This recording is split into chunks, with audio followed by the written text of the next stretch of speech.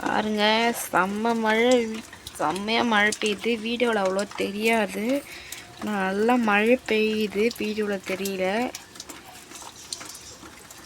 வீட்டில் கரண்ட் இல்லை, அவ்வளோவோ கரண்ட்டே இல்லை. வீட்டில் கரண்ட்டு கூட இல்லை, இருட்டாக இருக்குது. மெழுகுத்தி தான் பற்ற வச்சுருக்கோம். இந்த அளவுக்கு மழை பெய்யுது. வீடியோவில் அவ்வளோ தெரியல, வெளிச்சமாக இருக்குமே. மரம் ஆடுது பாருங்க.